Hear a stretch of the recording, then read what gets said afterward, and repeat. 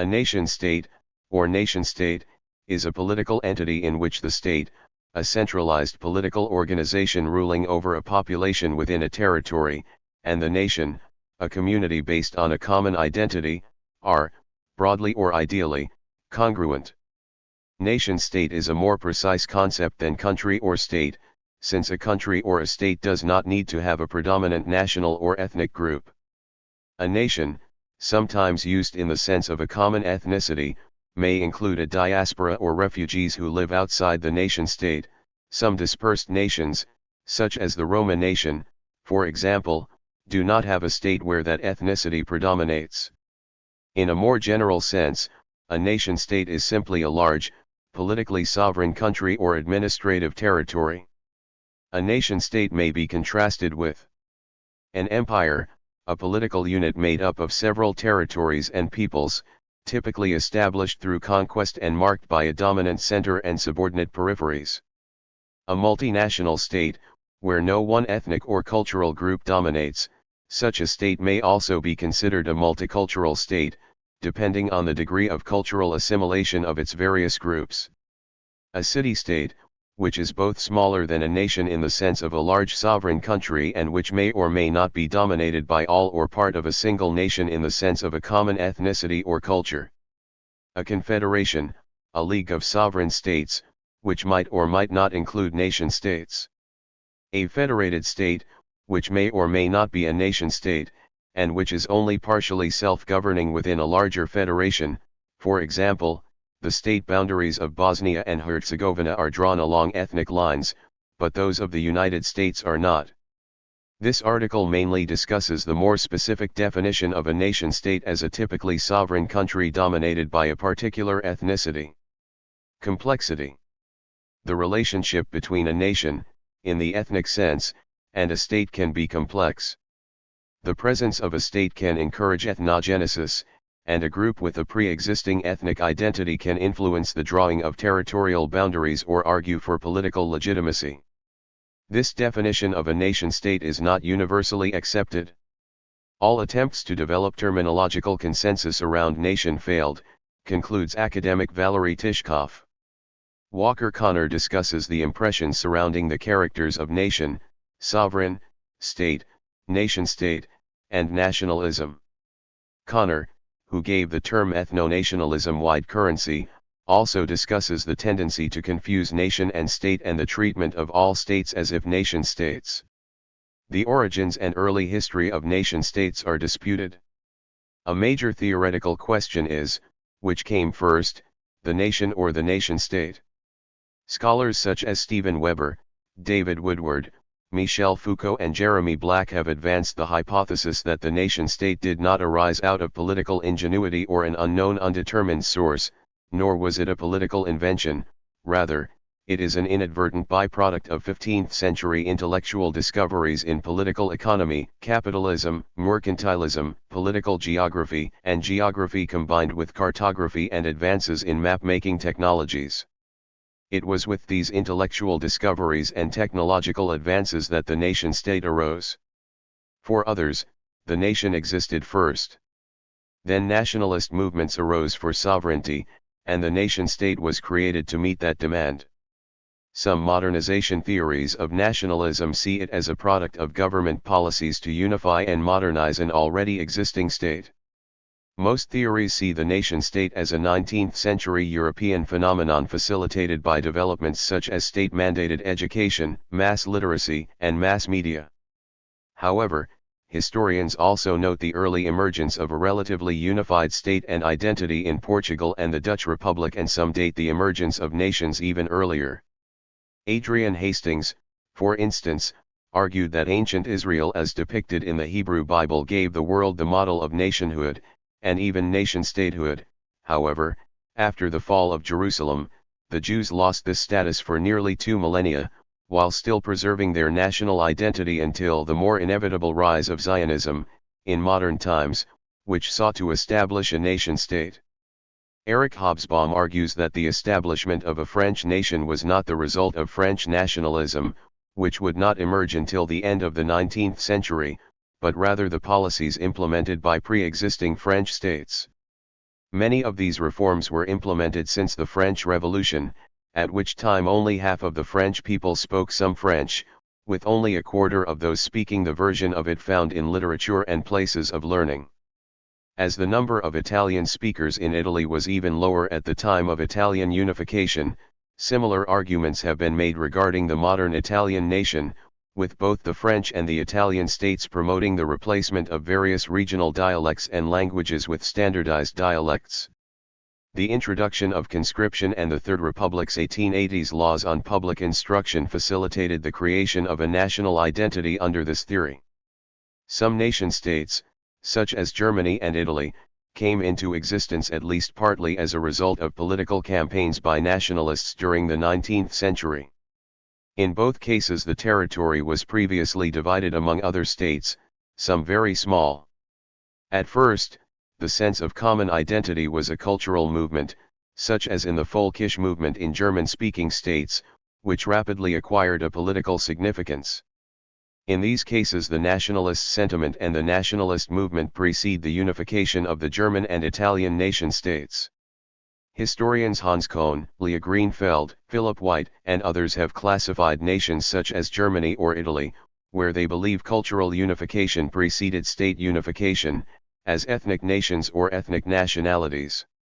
However, state-driven national unifications, such as in France, England, or China, are more likely to flourish in multi-ethnic societies, producing a traditional national heritage of civic nations or territory-based nationalities. The idea of a nation-state was and is associated with the rise of the modern system of states, often called the Westphalian system, following the Treaty of Westphalia, 1648. The balance of power, which characterized that system, depended for its effectiveness upon clearly defined, centrally controlled, independent entities, whether empires or nation-states, which recognize each other's sovereignty and territory.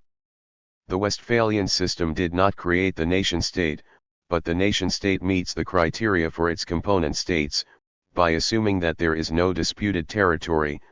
Before the Westphalian system, the closest geopolitical system was the Chanyuan system established in East Asia in 1005 through the Treaty of Chanyuan, which, like the Westphalian peace treaties, designated national borders between the independent regimes of China's Song dynasty and the semi-nomadic Liao dynasty. This system was copied and developed in East Asia in the following centuries until the establishment of the Pan-Eurasian Mongol Empire in the 13th century. The nation-state received a philosophical underpinning in the era of Romanticism, at first as the natural expression of the individual peoples, Romantic nationalism, see Johann Gottlieb Fichte's conception of the Volk, later opposed by Ernest Renan. The increasing emphasis during the 19th century on the ethnic and racial origins of the nation led to a redefinition of the nation-state in these terms. Racism, which in Boulainvilliers's theories was inherently anti-patriotic and anti-nationalist, joined itself with colonialist imperialism and continental imperialism, most notably in Pan-Germanic and Pan-Slavic movements. The relationship between racism and ethnic nationalism reached its height in the 20th century through fascism and Nazism. The specific combination of nation, people, and state expressed in such terms as the Völkischer Staat and implemented in laws such as the 1935 Nuremberg laws made fascist states such as early Nazi Germany qualitatively different from non-fascist nation-states. Minorities were not considered part of the people, Volk, and were consequently denied to have an authentic or legitimate role in such a state. In Germany, neither Jews nor the Roma were considered part of the people, and both were specifically targeted for persecution. German nationality law defined German based on German ancestry, excluding all non-Germans from the people. In recent years, a nation-state's claim to absolute sovereignty within its borders has been criticized. A global political system based on international agreements and supranational blocs characterized the post-war era. Non-state actors, such as international corporations and non-governmental organizations, are widely seen as eroding the economic and political power of nation-states. According to Andreas Wimmer and Yuval Feinstein, nation-states tended to emerge when power shifts allowed nationalists to overthrow existing regimes or absorb existing administrative units. Schwelle and Alexander Hicks linked the frequency of nation-state creation to processes of diffusion that emanate from international organizations. In Europe, during the 18th century, the classic non-national states were the multi-ethnic empires, the Austrian Empire, the Kingdom of France, and its empire, the Kingdom of Hungary, the Russian Empire, the Portuguese Empire, the Spanish Empire, the Ottoman Empire, the British Empire, the Dutch Empire, and smaller nations at what would now be called sub-state level. The multi-ethnic empire was a monarchy, usually absolute, ruled by a king, emperor, or sultan. The population belonged to many ethnic groups, and they spoke many languages. The empire was dominated by one ethnic group, and their language was usually the language of public administration. The ruling dynasty was usually, but not always, from that group. This type of state is not specifically European. Such empires existed in Asia, Africa, and the Americas. Chinese dynasties, such as the Tang dynasty, the Yuan dynasty, and the Qing dynasty, were all multi-ethnic regimes governed by a ruling ethnic group. In the three examples, their ruling ethnic groups were the Han Chinese, Mongols, and the Manchus. In the Muslim world, immediately after Muhammad died in 632, caliphates were established. Caliphates were Islamic states under the leadership of a political religious successor to the Islamic prophet Muhammad. These polities developed into multi-ethnic transnational empires. The Ottoman Sultan, Selim I, 1512–1520, reclaimed the title of caliph, which had been in dispute and asserted by a diversity of rulers and shadow caliphs in the centuries of the Abbasid Mamluk Caliphate since the Mongol sacking of Baghdad and the killing of the last Abbasid caliph in Baghdad, Iraq 1258. The Ottoman Caliphate as an office of the Ottoman Empire was abolished under Mustafa Kemal Ataturk in 1924 as part of Ataturk's reforms. Some of the smaller European states were not so ethnically diverse but were also dynastic states ruled by a royal house. Their territory could expand by royal intermarriage or merge with another state when the dynasty merged. In some parts of Europe, notably Germany, minimal territorial units existed. They were recognized by their neighbors as independent and had their government and laws. Some were ruled by princes or other hereditary rulers, some were governed by bishops or abbots. Because they were so small, however, they had no separate language or culture, the inhabitants shared the language of the surrounding region. In some cases, these states were overthrown by nationalist uprisings in the 19th century. Liberal ideas of free trade played a role in German unification, which was preceded by a customs union, the Zollverein. However, the Austro-Prussian War and the German alliances in the Franco-Prussian War were decisive in the unification. The Austro-Hungarian Empire and the Ottoman Empire broke up after the First World War, but the Russian Empire was replaced by the Soviet Union in most of its multinational territory after the Russian Civil War. A few of the smaller states survived, the independent principalities of Liechtenstein, Andorra, Monaco, and the Republic of San Marino. Vatican City is a special case. All of the larger papal states save the Vatican itself were occupied and absorbed by Italy by 1870. The resulting Roman question was resolved with the rise of the modern state under the 1929 Lateran treaties between Italy and the Holy See. Characteristics: legitimate states that govern effectively and dynamic industrial economies are widely regarded today 2004 as the defining characteristics of a modern nation-state. Nation-states have their characteristics differing from pre-national states. For a start, they have a different attitude to their territory compared to dynastic monarchies. It is semi-sacred and non-transferable. No nation would swap territory with other states simply, for example, because the king's daughter married. They have a different type of border, in principle, defined only by the national group settlement area. However, many nation-states also sought natural borders, rivers, mountain ranges. They are constantly changing in population size and power because of the limited restrictions of their borders. The most noticeable characteristic is the degree to which nation-states use the state as an instrument of national unity in economic, social, and cultural life.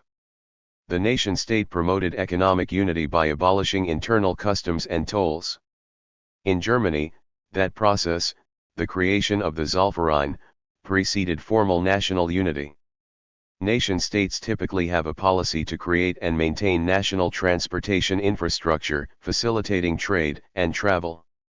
In 19th-century Europe, the expansion of the rail transport networks was at first largely a matter for private railway companies but gradually came under the control of the national governments.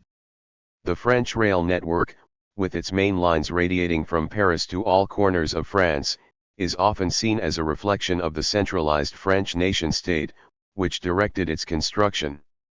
Nation-states continue to build, for instance, specifically national motorway networks. Specifically, transnational infrastructure programs, such as the Trans-European networks, are a recent innovation. The nation-states typically had a more centralized and uniform public administration than their imperial predecessors. They were smaller, and the population was less diverse. The internal diversity of the Ottoman Empire, for instance, was very great. After the 19th century triumph of the nation-state in Europe, regional identity was subordinate to national identity in regions such as Alsace-Lorraine, Catalonia, Brittany, and Corsica. In many cases, the regional administration was also subordinated to the central, national, government.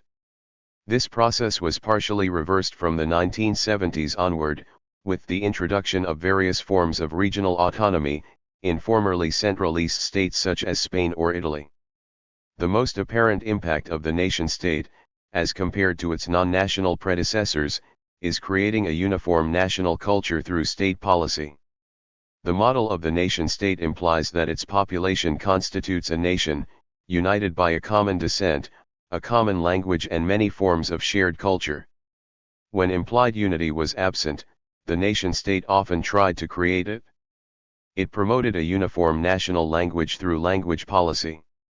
The creation of national systems of compulsory primary education and a relatively uniform curriculum in secondary schools was the most effective instrument in the spread of the national languages. The schools also taught national history, often in a propagandistic and mythologized version, and, especially during conflicts, some nation-states still teach this kind of history.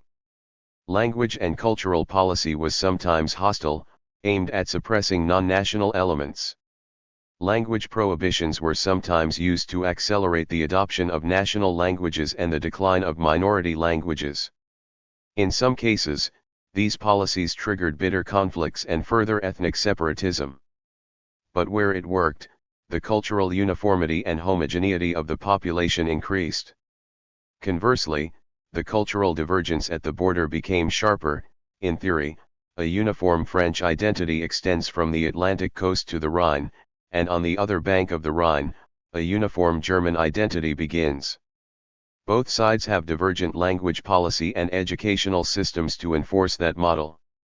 In practice, the notion of a unifying national identity also extends to countries that host multiple ethnic or language groups, such as India. For example, Switzerland is constitutionally a confederation of cantons and has 4 official languages. Still, it also has a Swiss national identity, a national history and a classic national hero, Wilhelm Tell. Innumerable conflicts have arisen where political boundaries did not correspond with ethnic or cultural boundaries. After World War II in the Josip Broz Tito era, nationalism was appealed to for uniting South Slav peoples. Later in the 20th century, after the breakup of the Soviet Union, leaders appealed to ancient ethnic feuds or tensions that ignited conflict between the Serbs, Croats, and Slovenes, as well as Bosniaks, Montenegrins, and Macedonians, eventually breaking up the long collaboration of peoples. Ethnic cleansing was carried out in the Balkans, destroying the formerly socialist republic and producing the civil wars in Croatia and Bosnia and Herzegovina in 1992-95, resulting in mass population displacements and segregation that radically altered what was once a highly diverse and intermixed ethnic makeup of the region. These conflicts were mainly about creating a new political framework of states, each of which would be ethnically and politically homogeneous. Serbs, Croats and Bosniaks insisted they were ethnically distinct, although many communities had a long history of intermarriage. Belgium is a classic example of a state that is not a nation-state. The state was formed by secession from the United Kingdom of the Netherlands in 1830, whose neutrality and integrity was protected by the Treaty of London 1839, thus, it served as a buffer state after the Napoleonic Wars between the European powers France, Prussia, after 1871 the German Empire, and the United Kingdom until World War I, when the Germans breached its neutrality. Currently, Belgium is divided between the Flemings in the north, the French-speaking population in the south, and the German-speaking population in the east. The Flemish population in the north speaks Dutch, the Walloon population in the south speaks either French or, in the east of Liege province, German. The Brussels population speaks French or Dutch. The Flemish identity is also cultural, and there is a strong separatist movement espoused by the political parties, the right-wing Vlaams-Belang and the New Flemish Alliance. The Francophone Walloon identity of Belgium is linguistically distinct and regionalist. There is also unitary Belgian nationalism, several versions of a Greater Netherlands ideal, and a German-speaking community of Belgium annexed from Germany in 1920 and re-annexed by Germany in 1940 to 1944. However, these ideologies are all very marginal and politically insignificant during elections. China covers a large geographic area and uses the concept of Zhonghuaminzu or Chinese nationality, in the sense of ethnic groups. Still, it also officially recognizes the majority Han ethnic group, which accounts for over 90% of the population, and no fewer than 55 ethnic national minorities. According to Philip G. Roeder, Moldova is an example of a Soviet-era segment state, Moldavian SSR, where the nation-state project of the segment state trumped the nation-state project of prior statehood. In Moldova, despite strong agitation from university faculty and students for reunification with Romania, the nation-state project forged within the Moldavian SSR trumped the project for a return to the interwar nation-state project of Greater Romania. See controversy over linguistic and ethnic identity in Moldova for further details. Specific cases. Israel was founded as a Jewish state in 1948. Its basic laws describe it as both a Jewish and a democratic state.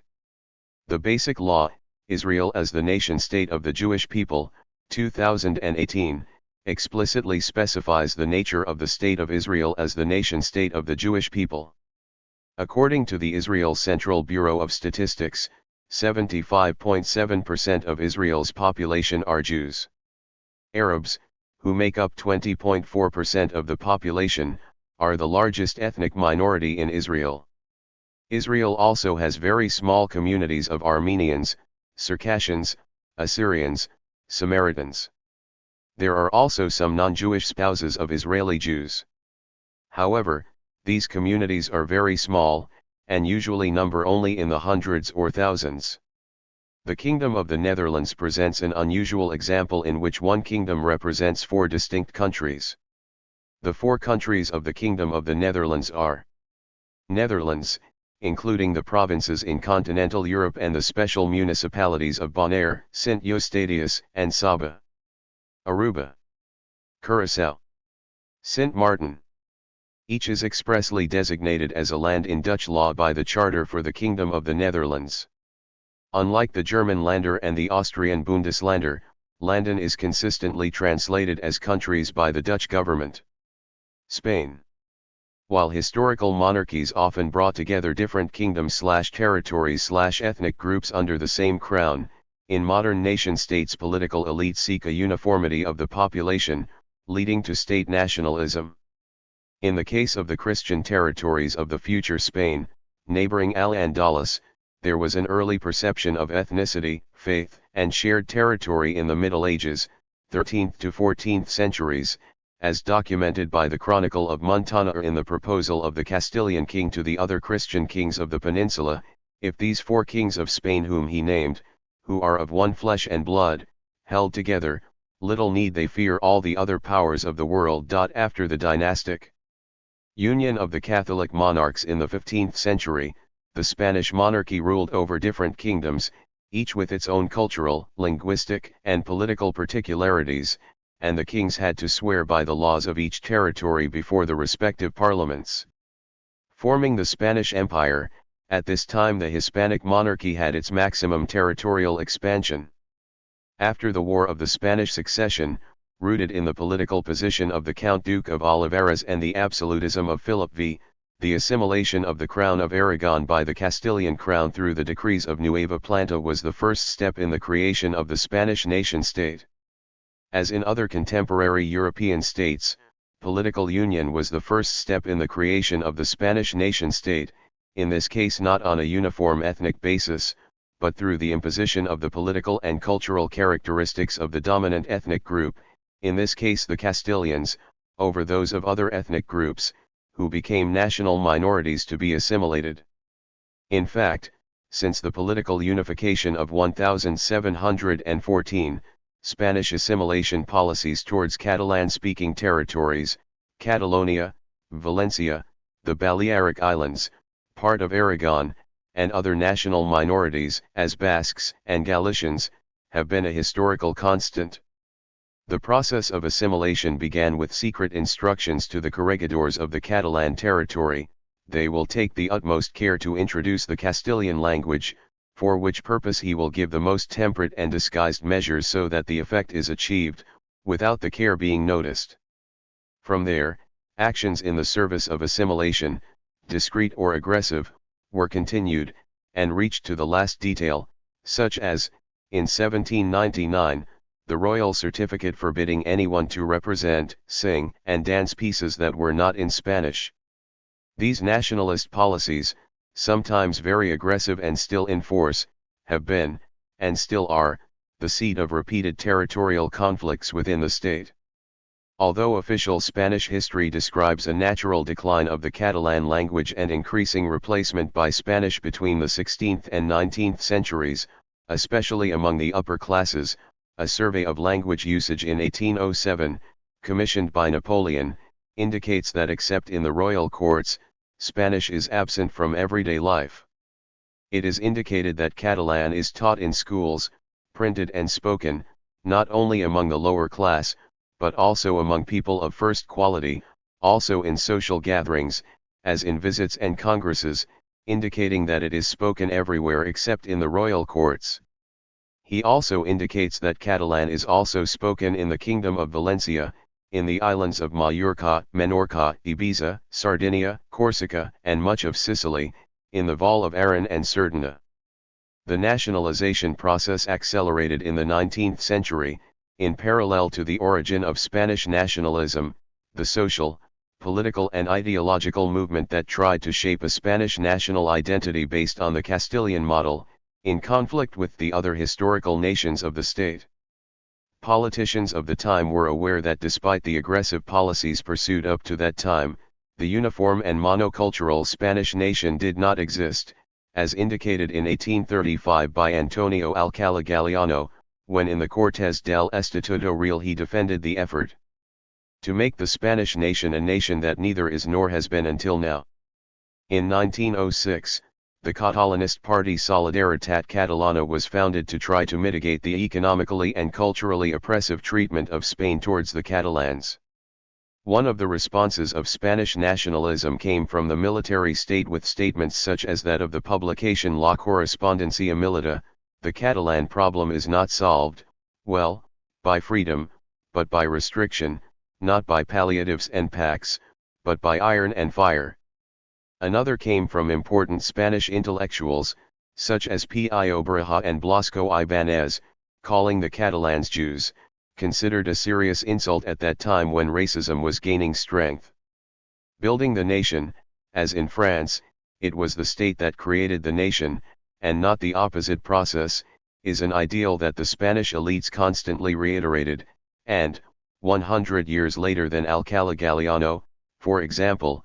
We can also find it in the mouth of the fascist José Pemartin, who admired the German and Italian modeling policies. There is an intimate and decisive dualism, both in Italian fascism and in German National Socialism. On the one hand, the Hegelian doctrine of the absolutism of the state is felt. The state originates in the nation, educates and shapes the mentality of the individual, is, in Mussolini's words, the soul of the soul. And will be found again 200 years later, from the socialist Josep Borrell. The modern history of Spain is an unfortunate history that meant that we did not consolidate a modern state. Independencists think that the nation makes the state. I think the opposite. The state makes the nation. A strong state, which imposes its language, culture, education. The turn of the 20th century, and the first half of that century, have seen the most ethnic violence, coinciding with the racism that even came to identify states with races, in the case of Spain, with a supposed Spanish race sublimated in Castilian, of which national minorities were degenerate forms, and the first of those that needed to be exterminated. There were even public proposals for the repression of whole Catalonia, and even the extermination of Catalans, such as that of Juan Pujol, head of press and propaganda of the Junta de Defensa Nacional during the Spanish Civil War, in La Voz de España, or that of Queipo Delano, in a radio address in 1936, among others. The influence of Spanish nationalism could be found in a pogrom in Argentina, during the Tragic Week, in 1919. It was called to attack Jews and Catalans indiscriminately, possibly because the influence of Spanish nationalism, which at the time described Catalans as a Semitic ethnicity. Also, one can find discourses on the alienation of Catalan speakers, such as, for example, an article entitled Cataluna Billing, by Menendez Pidal, in which he defends the Roman's decree against the Catalan language, published in El Impartial, on December 15, 1902. There they will see that the courts of the Catalan-Aragonese Confederation never had Catalan as their official language, that the kings of Aragon, even those of the Catalan dynasty, used Catalan only in Catalonia, and used Spanish not only in the Cortes of Aragon, but also in foreign relations, the same with Castile or Navarre as with the infidel kings of Granada, from Africa or Asia, because even in the most important days of Catalonia, Spanish prevailed as the language of the Aragonese kingdom, and Catalan was reserved for the peculiar affairs of the Catalan county. Or the article Los Catalans a Las Cortes Constituyentes, appeared in several newspapers, among others, El Dia de Alicante, June 23, 1931, El Porvenir Castellano and El Noticiero de Soria, July 2, 1931, in the Heraldo de Almería on June 4, 1931, sent by the Pro Justice Committee, with a post office box in Madrid. The Catalanists have recently declared that they are not Spanish, nor do they want to be, nor can they be. They have also been saying for a long time that they are an oppressed, enslaved, exploited people. It is imperative to do them justice. That they return to Phoenicia or that they go wherever they want to admit them. When the Catalan tribes saw Spain and settled in the Spanish territory that is now occupied by the provinces of Barcelona, Girona, Lerida, and Tarragona, how little they imagined that the case of the captivity of the tribes of Israel in Egypt would be repeated there. Let us respect his most holy will. They are eternally inadoptable. Their cowardice and selfishness leaves them no room for fraternity. So, we propose to the Constituent Cortes the expulsion of the Catalanists. You are free. The Republic opens wide the doors of Spain, your prison. Go away, get out of here. Go back to Phoenicia, or go wherever you want. How big is the world? The main scapegoat of Spanish nationalism is the non-Spanish languages, which over the last 300 years have been tried to be replaced by Spanish with hundreds of laws and regulations, but also with acts of great violence, such as during the Civil War. For example, the statements of Queipo Delano can be found in the article entitled Against Catalonia, the Israel of the Modern World, published in the Diario Palentino on November 26, 1936, where it is dropped that in America Catalans are considered a race of Jews, because they use the same procedures that the Hebrews perform in all the nations of the globe. And considering the Catalans as Hebrews and considering his anti-Semitism, our struggle is not a civil war, but a war for Western civilization against the Jewish world. It is not surprising that Capodilano expressed his anti-Catalan intentions. When the war is over, Pompeo Fabra and his works will be dragged along the Ramblas. It was not talk to talk. The house of Pompeo Fabra, the standardizer of Catalan language, was raided and his huge personal library burned in the middle of the street. Pompeo Fabra was able to escape into exile. Another example of fascist aggression towards the Catalan language is pointed out by Paul Preston in The Spanish Holocaust, given that during the Civil War it practically led to an ethnic conflict. In the days following the occupation of Lleida, the Republican prisoners identified as Catalans were executed without trial. Anyone who heard them speak Catalan was very likely to be arrested. The arbitrary brutality of the anti-Catalan repression reached such a point that Franco himself had to issue an order ordering that mistakes that could later be regretted be avoided. There are examples of the murder of peasants for no other apparent reason than that of speaking Catalan. After a possible attempt at ethnic cleansing, the biopolitical imposition of Spanish during the Franco dictatorship, to the point of being considered an attempt at cultural genocide, democracy consolidated an apparent asymmetric regime of bilingualism of sorts, wherein the Spanish government has employed a system of laws that favored Spanish over Catalan, which becomes the weaker of the two languages, and therefore, in the absence of other states where it is spoken, is doomed to extinction in the medium or short term. In the same vein, its use in the Spanish Congress is prevented, and it is prevented from achieving official status Europe, unlike less spoken languages such as Gaelic. In other institutional areas, such as justice, Plataforma per la Lengua has denounced Catalanophobia. The Association Sobrania y Justicia have also denounced it in an act in the European Parliament. It also takes the form of linguistic secessionism, originally advocated by the Spanish extreme right and which has finally been adopted by the Spanish government itself and state bodies. In November 2005, Omnium Cultural organized a meeting of Catalan and Madrid intellectuals in the Círculo de Bellas Artes in Madrid to show support for ongoing reform of Catalan Statute of Autonomy, which sought to resolve territorial tensions, and among other things better protect the Catalan language. On the Catalan side, a flight was made with 100 representatives of the cultural, civic, intellectual, artistic, and sporting world of Catalonia, but on the Spanish side, except Santiago Carrillo, a politician from the Second Republic, did not attend any more. The subsequent failure of the statutory reform with respect to its objectives opened the door to the growth of Catalan sovereignty. Apart from language discrimination by public officials, e.g. in the hospitals, the prohibition until September 2023, 47 years after Franco's death, of using the Catalan language in state institutions such as court, despite being the former Crown of Aragon, with 3 Catalan-speaking territories, one of the co-founders of the current Spanish state, is nothing more than the continuation of the foreignization of Catalan-speaking people from the first third of the 20th century, in full swing of state racism and fascism. It also can be pointed the linguistic secessionism, originally advocated by the Spanish far right and which has finally been adopted by the Spanish government itself and state bodies. By fragmenting Catalan language into as many languages as territories, it becomes inoperative, economically suffocated, and becomes a political toy in the hands of territorial politicians.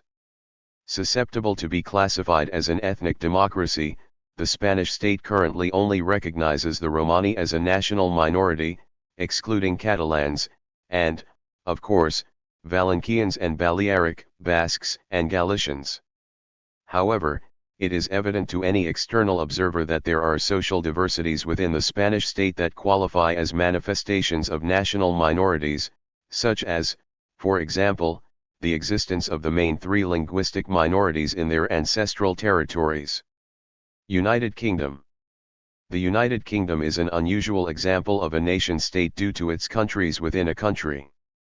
The United Kingdom is formed by the union of England, Scotland, Wales, and Northern Ireland, but it is a unitary state formed initially by the merger of two independent kingdoms, the Kingdom of England, which already included Wales, and the Kingdom of Scotland, but the Treaty of Union, 1707, that set out the agreed terms has ensured the continuation of distinct features of each state, including separate legal systems and separate national churches.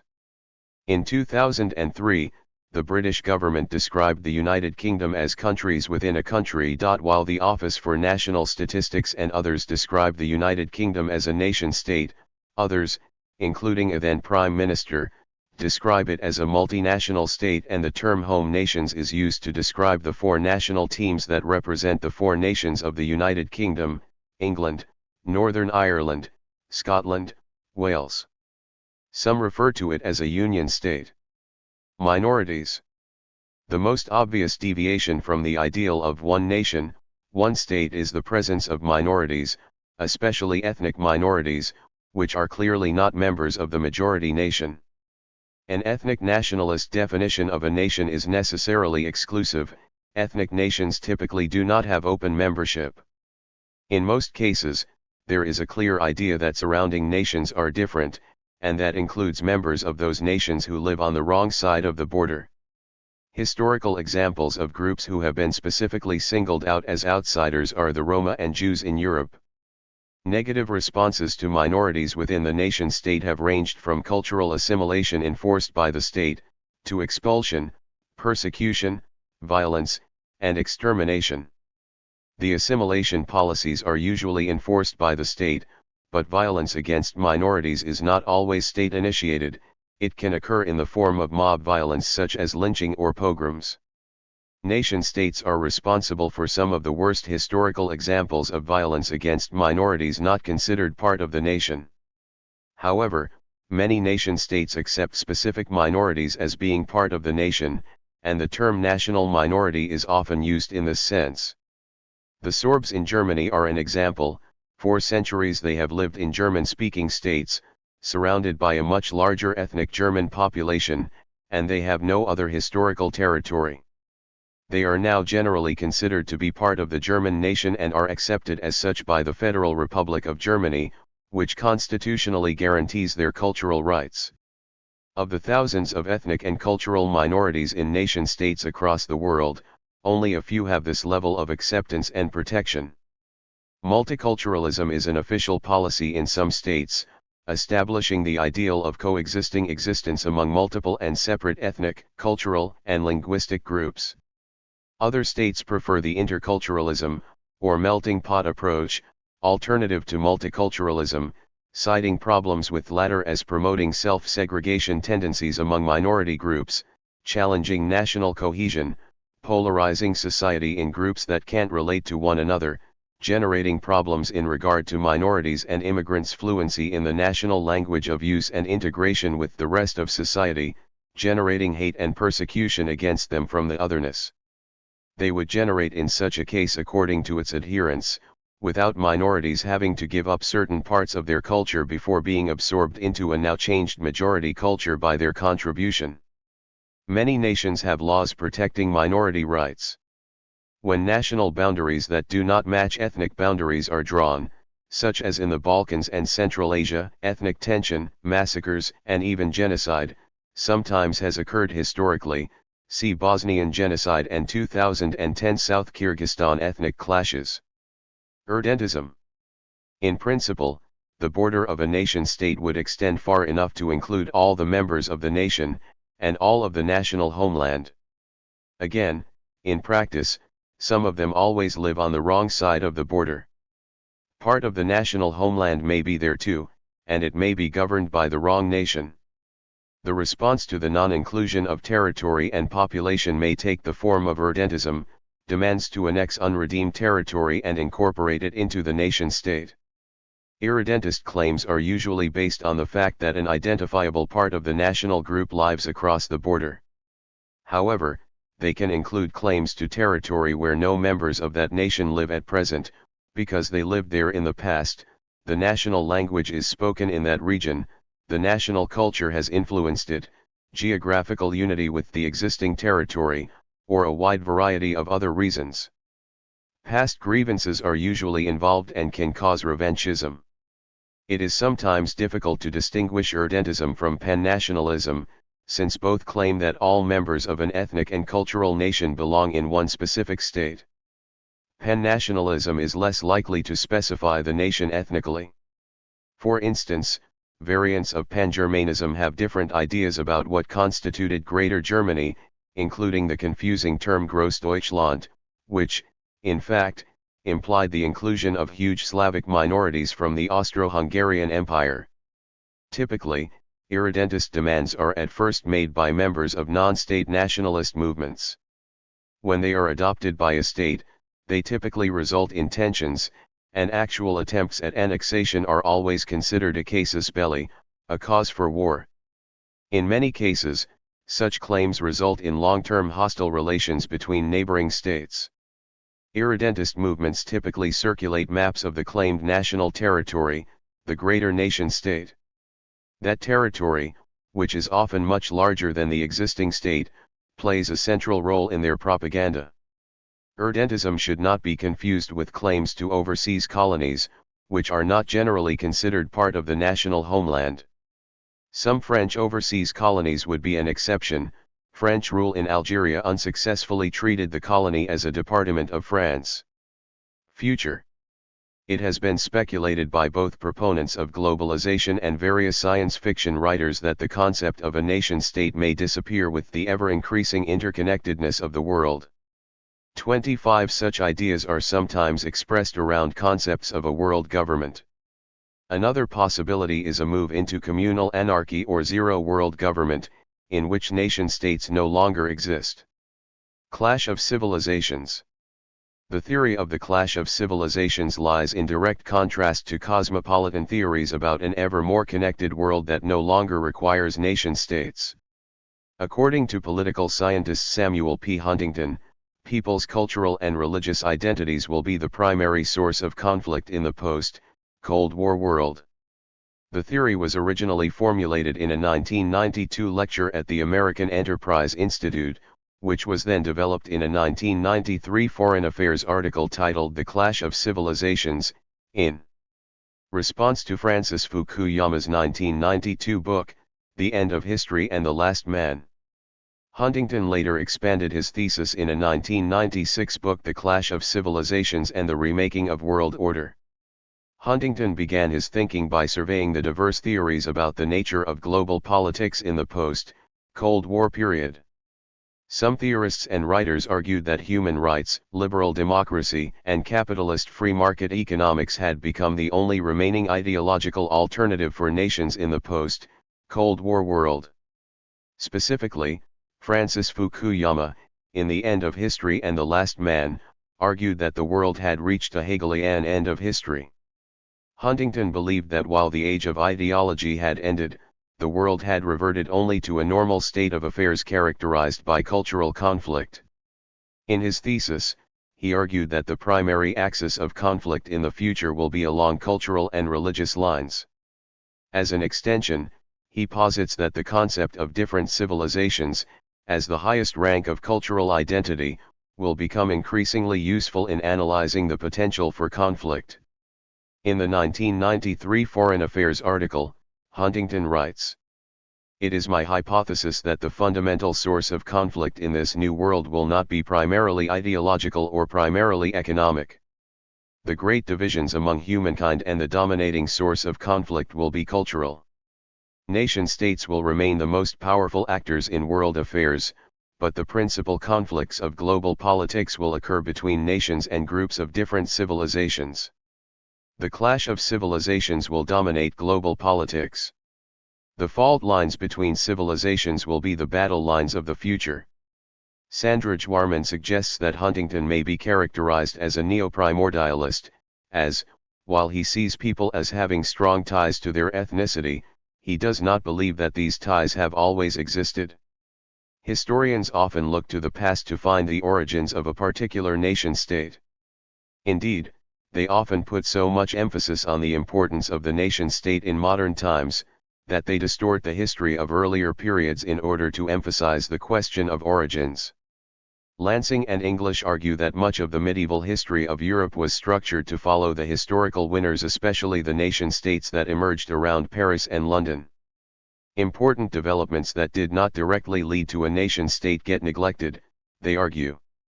One effect of this approach has been to privilege historical winners, aspects of medieval Europe that became important in later centuries, above all the nation-state.